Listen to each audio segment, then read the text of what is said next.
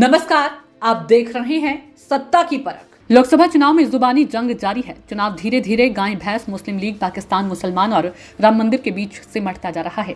कांग्रेस के घोषणा पत्र, जिसे कांग्रेस ने न्याय पत्र का नाम दिया है, को प्रधानमंत्री नरेंद्र मोदी ने सहारनपुर की चुनावी रैली में हिंदू वोटों के ध्रुवीकरण के लिए मुस्लिम लीग की छाप बताते हुए तंज कसाते हुए कहा कि इसमें कांग्रेस कहीं नहीं दिखाई देती। कांग्रेस के इस मैनिफेस्टो में जनता की 25 गारंटियां दी हैं। कांग्रेस पार्टी ने वादा किया कि देश में सभी सरकार बनने पर वह जाति आधारित जनगणना करेंगे और आरक्षण की अधिकतम सीमा बढ़ाकर 50% से ज्यादा करेंगे।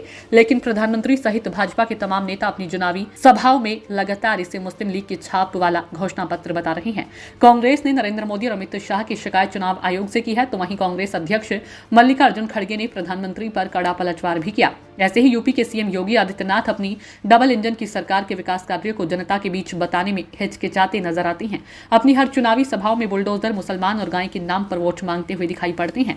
लोकसभा चुनाव में विकास का मुद्दा गौण होता नजर आ रहा है, जहां विपक्ष भाजपा को ईडी, सीबीआई, आईटी, बेरोजगारी, महंगाई और चुनावी बॉन्ड के भ्रष्टाचार पर घेर रही है, तो वहीं भाजपा राम मंदिर, देवभूमि, मुसलमान और पाकिस्तान तक सिमट कर रह गई है। अमरोहा में सीएम योगी आदित्यनाथ विकास को छोड़कर अपनी सभा में निवर्तमान बसपा सांसद दानिश अली पर जमकर प्रहार करते हुए बोले, पिछली बार थोड़ी सी गलती से अमरोहा को काफी खामियाजा भुगतना पड़ा। आप सबने इस सांसद का चरित्र संसद में देखा है। वह भारत माता का जयकारा लगाने में सोच रहा था। क्या ऐसे लोग संसद में जाने चाहिए जो भारत को मां कहने में संकोच करते हैं? योगी ने कहा कि यूपी में पहली गौ तस्कर हावी थी। पिछली सरकार उन्हें प्रश्रय देती थी। कसाई घरों के बाहर बंधी गाय को खोल कर ले जाता था, लेकिन सुनवाई नहीं होती थी। ऐसे जुबानी जंग के पीछे भाजपा का साफ मकसद वोटों का ध्रुवीकरण करना है। बेहतर होता सीएम योगी अपनी सरकार की उपलब्धियों को गिनवाते, रोजगार पर सरकार क्या कर रही है यह बताते। योगी यही नहीं रुके। योगी ने कहा कि 2014 के पहले पाकिस्तान भारत में कहीं भी विस्फोट कर देता था, लेकिन आज तेज से पटाखा भी बच जाए तो पाकिस्तान पहले ही सफाई देता है कि हमने कुछ नहीं किया।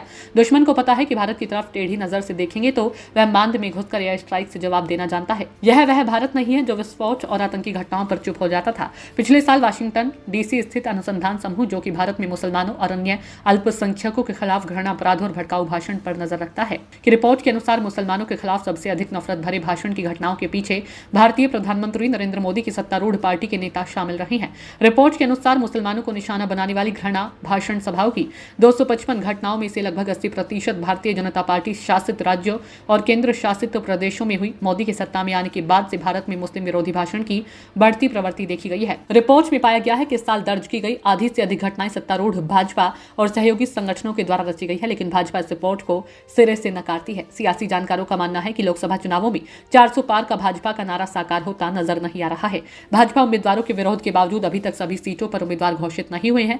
यही नहीं, भाजपा का मीडिया सेल रोजाना विपक्ष के एक बड़े नेता को बीजेपी में शामिल होने सोशल मीडिया पर शगुफा छोड़ती है। इससे साफ है कि भाजपा में सब कुछ ठीक नहीं है।